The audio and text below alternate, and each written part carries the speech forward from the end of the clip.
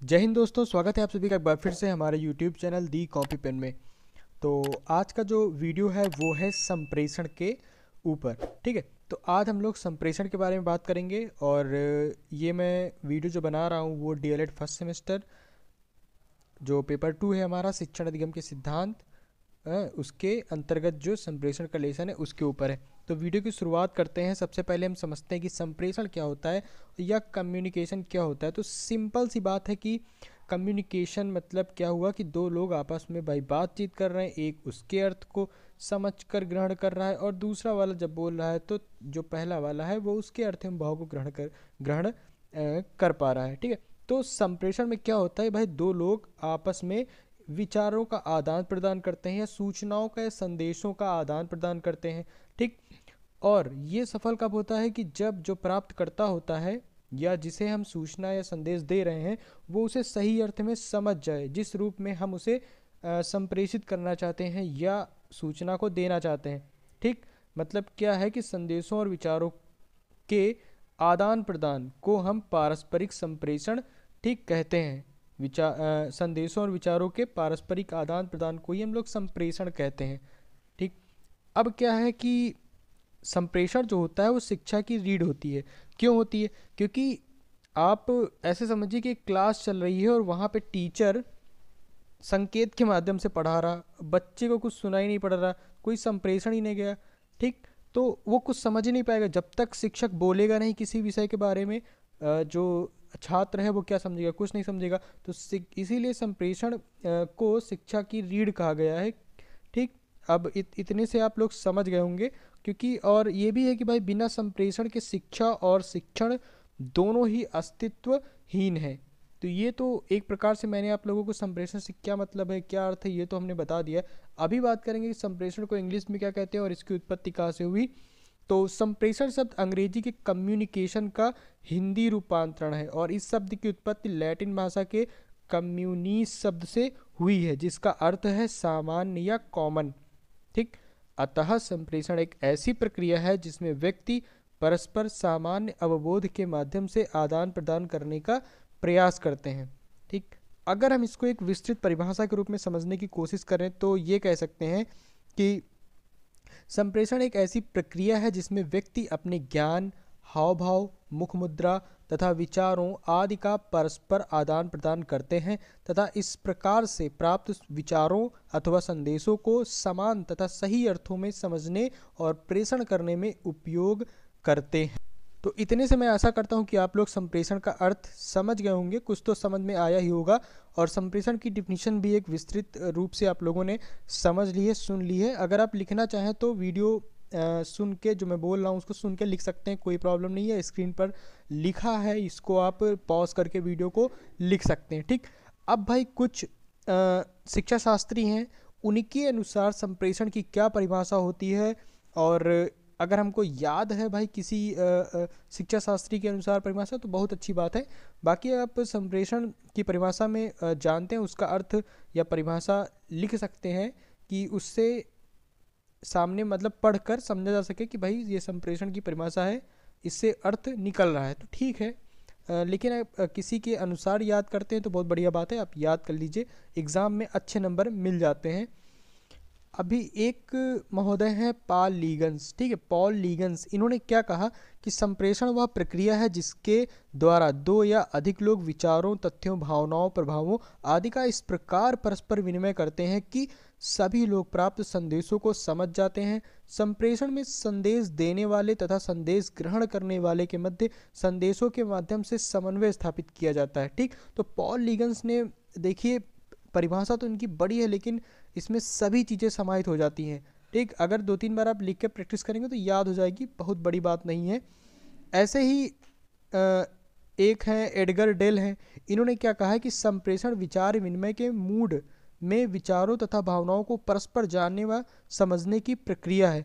ठीक, देखिए आप संप्रेषण की कोई भी परिभाषा पढ़ेंगे उसमें यही आएगा कि विचार विनिमय हो रहा है और क्या हो रहा है, विचार विनिमय हो रहा है और परस्पर उसको जानने और समझने की प्रक्रिया हो रही है। ठीक, क्योंकि कम्युनिकेशन में तो यही होता है। ठीक, नॉर्मल अगर ऐसे ही व्यवहारिक व्यवहारिक रूप से बात करें तो, और क्योंकि हम लोग ये जो मैं आपको पढ़ा रहा हूँ ये एक प्रकार से कम्युनिकेशन ही है, और ठीक है तो, और संप्रेषण जो है कम्युनिकेशन जो है शिक्षा की रीढ़ भी है। ठीक, तो यहाँ से आप समझ गए हैं कि संप्रेषण क्या है, और इस पे कई प्रकार से प्रश्न बन जाते हैं, जैसे संप्रेषण की आप क्या समझते हैं, आवश्यकता क्या है, और कक्षा अध्यापन में संप्रेषण की क्या उपयोगिता है, या संप्रेषण से क्या अभिप्राय है, संप्रेषण की प्रक्रिया को स्पष्ट करिए, या कोई एक उपयुक्त परिभाषा दीजिए। तो ऐसे प्रश्न नॉर्मली एग्जाम में आ जाते हैं। अब हम लोग आगे बात करते हैं कि संप्रेषण की आवश्यकता एवं महत्व पर। ठीक, तो यहाँ पे पहला पॉइंट है कि एक सफल शिक्षण श्रेष्ठ संप्रेषण पर आधारित होता है। ठीक, एक सफल शिक्षण जो होता है वो एक अच्छे या श्रेष्ठ संप्रेषण पर ही आधारित होता है। अगर श्रेष्ठ संप्रेषण होगा एक शिक्षण प्रक्रिया में, तो क्या होगा कि पाठ की रोचकता बढ़ेगी और अधिगम का अनुपात भी बढ़ेगा।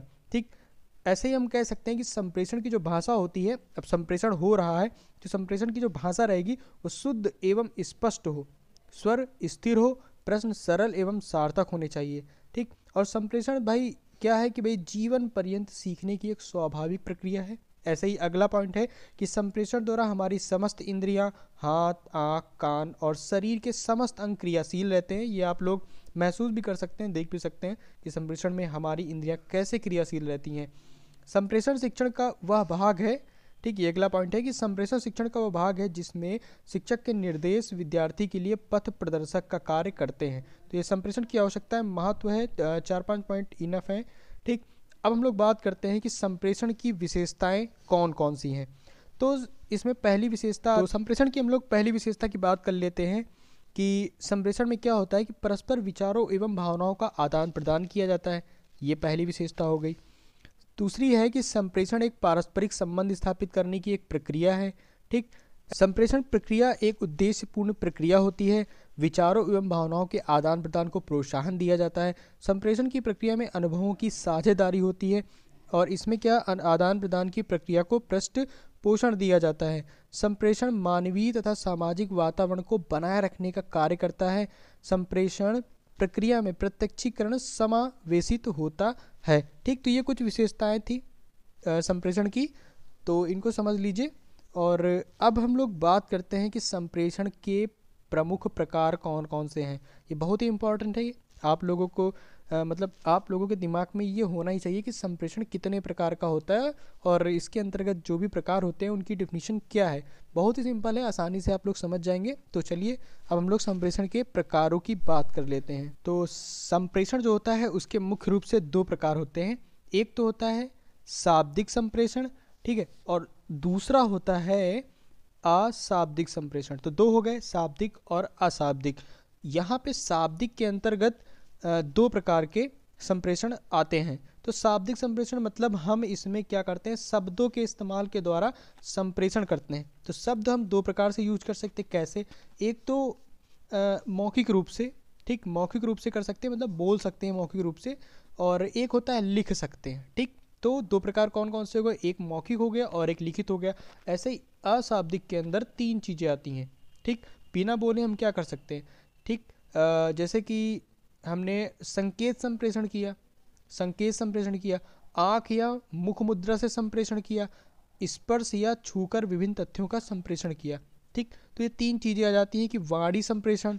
ठीक, वाणी संप्रेषण में कहते नहीं, जैसे कि अगर जैसे सीटी बजाना, ठीक है, या संकेत वाणी या संकेत संप्रेषण, इसके अंतर्गत जैसे सीटी बजाना या जोर से बोलना या हाँ हूँ करना, मुस्कुराना, ये चीज़ें आ जाती हैं।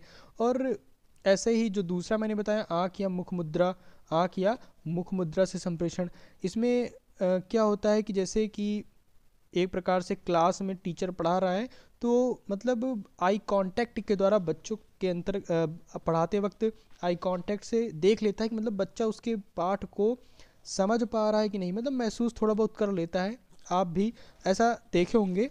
ठीक, और हंसते वक्त देखे होंगे कि भाई आपकी आंखों की स्थिति कैसे हो सकती है, या क्रोधित जब आप क्रोध करते हैं तो कैसे हो सकती है। तो इनमें मतलब मुख और आंख की मुद्राएं मतलब बनती रहती हैं अजीब अजीब सी। ठीक, क्रोध के समय, भय के समय। तो ये क्या होता है कि आप संप्रेषण दे दिए उसको, लेकिन कैसे, बिना लिखे हुए दिए ना, अशाब्दिक रूप से। ऐसे ही स्पर्श होता है। ठीक, जैसे आप कि भाई प्रशंसा में क्या करते हैं, पीठ थपथपा दिए, तो स्पर्श करके अपनी बात कह दिए उसको कि भाई वो प्रशंसा मैं कर रहा हूँ आपकी, पीठ थपथपा दिया। ठीक, तो ये होती हैं तीन चीज़ें हो गई। तो शाब्दिक और अशाब्दिक दो प्रकार के संप्रेषण हैं। शाब्दिक संप्रेषण के अंतर्गत मौखिक और लिखित, और अशाब्दिक संप्रेषण के अंतर्गत वाणी या संकेत संप्रेषण। ठीक, पहला। दूसरा क्या है, आँख या मुख मुद्रा से संप्रेषण, स्पर्श या छूकर विभिन्न तथ्यों का संप्रेषण। तो ये बात हो गई, लेकिन इसके अलावा कहीं कहीं हम देख लेते कि भाई वैयक्तिक संप्रेषण और सामूहिक संप्रेषण क्या होता है। तो ये अलग क्या इसी के अंतर्गत ही आ जाता है। इसको अगर हम लोग एक अन्य प्रकार से भी देखें तो ऐसे भी कह सकते हैं कि वैयक्तिक संप्रेषण तो क्या होता है और सामूहिक क्या होता है। तो ये दो अन्य प्रकार भी हो सकते हैं, लेकिन मेन दो ही हैं, शाब्दिक संप्रेषण और अशाब्दिक संप्रेषण। अगर वैयक्तिक संप्रेषण की डिफिनीशन आ जाती है, उसके उद्देश्य या गुण आ जाते हैं, ठीक, और ये सामूहिक में भी उसके उद्देश्य और गुण आ जाते हैं, तो मैं इसको समझा दे रहा हूँ। ठीक है, वैयक्तिक और सामूहिक क्या होता है। देखिए, वैयक्तिक संप्रेषण कितना आसान है। वैयक्तिक संप्रेषण मतलब किसी व्यक्ति से, मतलब अगर शिक्षक प्रत्येक, मतलब कक्षा में जितने बालक होते हैं उनसे सामूहिक रूप से संप्रेषण ना करके अलग अलग बालक, जैसे कि वाइवा होता है, तो उसमें क्या होता है कि टीचर आपको सिर्फ बुलाता है, आपसे ही संप्रेषण करता है, तो वो क्या हो गया, वैयक्तिक संप्रेषण। ठीक, समझ गया। वैयक्तिक संप्रेषण क्या होता है, सिर्फ एक बालक से या एक व्यक्ति से। इसके उद्देश्य क्या होते हैं कि वैयक्तिक संप्रेषण के उद्देश्य होता है कि भाई छात्रों की रुचियों, आवश्यकताओं तथा मानसिक योग्यता के अनुसार शिक्षण देना, बालकों की विशिष्ट योग्यताओं और व्यक्तित्व का विकास करना, और साधारण बालकों को उनके रुचि के क्षेत्र में आगे बढ़ाना और क्रियाशीलता का अवसर देना। एग्जाम में पूछ सकते हैं कि मतलब क्रियाशीलता का अवसर देना कैसे संभव है, वैयक्तिक संप्रेषण के द्वारा या सामूहिक संप्रेषण के द्वारा। तो आपको पता है कि क्रियाशीलता का अवसर हम वैयक्तिक रूप से समझकर छात्रों को दे सकते हैं। गुण की बात करें तो इसके अंतर्गत आ जाता है कि भाई देखिए, ये पॉइंट इंपॉर्टेंट है, आप लोग ध्यान में बसा लीजिए इसको, कि जो वैयक्तिक संप्रेषण होता है इसमें शिक्षा का केंद्र बिंदु होता है बालक। ठीक, और यह विधि बाल केंद्रित मनोवैज्ञानिक है। इस विधि में क्या होता है, बालक स्वयं करना सीखता है, और यह विधि रोचक है। इसमें व्यक्तिगत विभिन्नताओं के आधार पर शिक्षा दी जाती है, और यह विधि प्रखर बुद्धि तथा मंद बुद्धि दोनों प्रकार के बालकों के लिए समान रूप से होती है। ठीक, तो ये गुण हो गए। अब हम लोग बात करते हैं सामूहिक संप्रेषण की। तो सामूहिक संप्रेषण का अर्थ क्या है, एक प्रकार से कक्षा शिक्षण। ठीक, सामूहिक संप्रेषण कहाँ होता है, कक्षा में होता है। या अगर हम वैयक्तिक संप्रेषण की बात करें तो एज अ ट्यूशन की हम लोग बात कर लेते हैं ट्यूशन की, कि ट्यूशन में देखते नहीं कि मतलब एक बच्चा है और शिक्षक है, दोनों ही आपस में कम्युनिकेट कर रहे हैं। अब हम लोग सामूहिक संप्रेषण पे आते हैं। तो सामूहिक संप्रेषण का अर्थ होता है कक्षा शिक्षण। ठीक, इसमें क्लास में कितनी भी अलग अलग मानसिक योग्यता वाले वो छात्र हों, पढ़ाना सबको ही है, ठीक है, एक साथ। तो सामूहिक शिक्षण के अंतर्गत जो कक्षा शिक्षण होता है उसके अंतर्गत क्या होता है, शिक्षक इन कक्षाओं में जाकर सभी छात्रों को एक साथ शिक्षा देते हैं। अब हम इसकी गुण की बात कर लेते हैं कि सामूहिक संप्रेषण के कौन कौन से गुण हैं। तो इसमें क्या होता है कि छात्रों को व्यवहार कुशल बनाते हैं हम लोग। ठीक, और बालक अनेक प्रकार के संपर्क में आने के कारण अच्छे गुण ग्रहण करता है, क्योंकि क्लास में देखे होंगे कि मतलब कई गुण वाले बच्चे रहते हैं, किसी के अंदर कुछ गुण है, किसी के अंदर कुछ है। ठीक, काफ़ी विभिन्नताएं होती हैं, तो बच्चा अगर उनके संपर्क में आएगा तो कुछ ना कुछ ग्रहण जरूर करेगा। और यह जो विधि होती है वो नेतृत्व के गुण का विकास करती है। ठीक, और यह जो विधि होती है मतलब इसमें सामूहिक संप्रेषण में क्या होता है कि इतिहास, भूगोल, संगीत, कला तथा कविता के लिए बहुत उपयोगी है। ठीक, और ये जो विधि होती है छात्रों को योग्य नागरिक बनाने का प्रशिक्षण देती है। ठीक, तो ये थे गुण सामूहिक संप्रेषण के। ठीक, तो आशा करता हूँ कि वैयक्तिक संप्रेषण और सामूहिक संप्रेषण आप लोग आसानी से समझ गए होंगे। ठीक है, तो इसके आगे एक पॉइंट आता है कि प्रभावी संप्रेषण के कौन कौन से तरीके हैं। ठीक, तो कुछ बिंदु मैं बोल रहा हूँ वो प्रभावी संप्रेषण के तरीके हैं। ठीक, तो भाई संप्रेषण कैसा होना चाहिए, प्रभावी संप्रेषण कैसा होना चाहिए कि सामने वाले पर अपना प्रभाव डाले, जो हम बोल रहे हैं उसके अर्थ को सामने वाला ग्रहण कर सके। तो शिक्षा में बहुत ही ज़्यादा जरूरी होता है प्रभावी संप्रेषण। ठीक, तो पहला है कि जो संप्रेषण होना चाहिए वो उद्देश्यपूर्ण होना चाहिए, निरर्थक नहीं होना चाहिए, उसका कुछ ना कुछ उद्देश्य होना चाहिए, और वो प्रेरणास्पद होना चाहिए। ठीक है, मतलब प्रेरणा से युक्त होना चाहिए। और सबसे ज़रूरी बात यह है कि भाई वो बाल केंद्रित होना चाहिए, साथ ही साथ वो सुनियोजित होना चाहिए। मतलब इधर उधर की बातें नहीं होना चाहिए, एक सुनियोजित होना चाहिए, उसमें एक नियोजन होना चाहिए, प्लानिंग होनी चाहिए उसकी, ठीक। और मेन बात है कि प्रजातांत्रिक पद्धति पर आधारित होना चाहिए, ठीक। और प्रभावी संप्रेषण में एक और इम्पॉर्टेंट पॉइंट है कि ये सक्रिय अध्यापन इसमें होना चाहिए, और जो हम विषय पढ़ा रहे हैं उसमें क्रमबद्धता होनी चाहिए, ठीक। और क्या कह सकते हैं कि भाई जैसे कि हम प्रभावी संप्रेषण इसके लिए स्वतंत्र वातावरण भी बहुत ज़रूरी होता है, ठीक। तो ये कुछ पॉइंट हैं प्रभावी संप्रेषण के तरीकों के अंतर्गत, ठीक। तो यहाँ पे जान लिए होंगे, काफ़ी इजी थे। अभी आप लोगों ने काफ़ी चीज़ें जान ली हैं कि संप्रेषण के अंतर्गत जो भी चीज़ें हैं। तो पहली बात, बोर मत होइएगा क्योंकि वीडियो थोड़ा लंबा हो गया है, क्योंकि ये इसके अंतर्गत काफ़ी छोटे छोटे पॉइंट थे, ठीक। उसी के चलते वीडियो थोड़ा लंबा हो गया। अभी एक दो पॉइंट और हैं, फिर उसके बाद वीडियो पूर्णतः समाप्त है। आप फिर से देख सकते हैं, आराम से समझ सकते हैं, और बाकी मैंने कोशिश करी है कि आप लोग इसी वीडियो को देख के ही एक बार में समझ जाएं। बाकी आप लिखना है तो यहाँ से लिख सकते हैं, ठीक। तो एक लास्ट पॉइंट बच जाता है कि संप्रेषण संबंधी कौन कौन सी प्रमुख बाधाएं हैं, या संप्रेषण को प्रभावित करने वाले कौन कौन से कारक हैं, ठीक। कि कौन कौन से भाई कारण होते हैं जो संप्रेषण को प्रभावित करते हैं। तो पहला तो है रुचि का अभाव।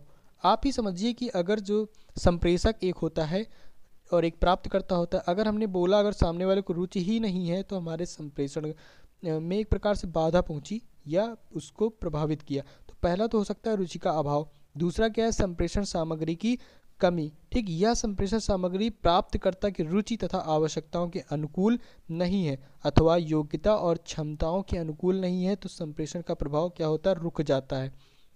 ऐसे ही संप्रेषण माध्यम की कमियां, ठीक। जैसे कि कभी कभी क्या होता है कि स्रोत और प्राप्तकर्ता के बीच संप्रेषण चालू रखने के लिए संप्रेषण माध्यम एक धारा प्रवाह का काम करता है, ठीक। अगर धारा प्रवाह रुक जाएगा तो अगर बिजली में आप लोग ये समझ सकते हैं कि अगर भाई बिजली को क्या धारा प्रवाह अगर रोक दिया जाए तो बिजली का बल्ब नहीं जलेगा, ठीक। तो संप्रेषण माध्यम की कमियां जो पॉइंट है इसके अंतर्गत भी यही है कि माध्यम की कमी से क्या होता है, संप्रेषण में रुकावट हो सकती है, ठीक।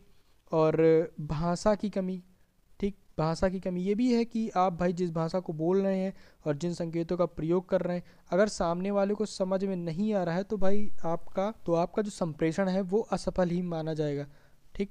और प्राप्तकर्ता संबंधी कमियां, अब भाई आप कम्युनिकेट कर रहे हैं, सामने वाले में कोई प्रॉब्लम है या शारीरिक या मानसिक स्थिति से गुजर रहा, ठीक। तो ये उसकी ही कमी है, तो ऐसे भी बाधा हो सकती है। तो ये संप्रेषण की क्या थी, बाधाएं थी, या इसको प्रभावित करने वाले कारक समझ लीजिए। तो इसी के साथ जो हमारा वीडियो है यहीं पे समाप्त होता है। लेकिन एक महत्वपूर्ण पॉइंट मैं भूल रहा हूँ, वो है संप्रेषण के प्रमुख घटक कौन कौन से होते हैं। ऐसे तो मेन रूप से 3 कह सकते हैं कि भाई एक प्रेषक होता है, ठीक। और एक ग्राही होता है, मतलब एक संदेश दे रहा है और एक संदेश को ग्रहण कर रहा है। और तीसरा क्या है कि भाई वो संदेश जो प्रेषक से ग्राही को जा रहा है। तो संप्रेषक के 3 घटक कौन कौन से हैं, प्रेषक हो गया, ठीक, संदेश हो गया और ग्राही हो गया। तो इसी के साथ आज का जो हमारा वीडियो है यहीं पे समाप्त होता है। इस चैप्टर से रिलेटेड जितनी भी चीज़ें थी मैंने कोशिश करी कि सभी चीज़ें एक ही वीडियो में कवर हो जाएं, ठीक। बाकी वीडियो कैसा लगा कमेंट बॉक्स में ज़रूर बताएं, कोई कमी रह गई हो तो वो भी हमें सलाह दें। आपकी बात को ज़रूर ध्यान में रख के वीडियो बनाई जाएगी, ऐसी हमारी कोशिश रहेगी। तो वीडियो को ज़्यादा से ज़्यादा शेयर करें, लाइक करें, ठीक। और चैनल को ज़रूर सब्सक्राइब करवाएं, अपने दोस्तों से भी सब्सक्राइब करवाएं, ठीक। इससे मुझे प्रोत्साहन मिलता है, या एक प्रकार से मैं मोटिवेट होता हूं तो और अच्छे वीडियो बनाने की ओर सोचता हूं, ठीक है। बाकी आपको वीडियो अगर अच्छा लगता है तो आप चैनल को सब्सक्राइब कर सकते हैं, नहीं तो आपकी मर्जी। तो मिलते हैं हम लोग अपने अगले वीडियो में एक नए विषय के साथ, ठीक, या नए चैप्टर के साथ। बाकी अभी तो यही चलेगा, शिक्षण अधिगम के सिद्धांत। तो मिलते हैं हम लोग अपने अगले वीडियो में। तो लास्ट तक बने रहने के लिए आपका बहुत बहुत धन्यवाद।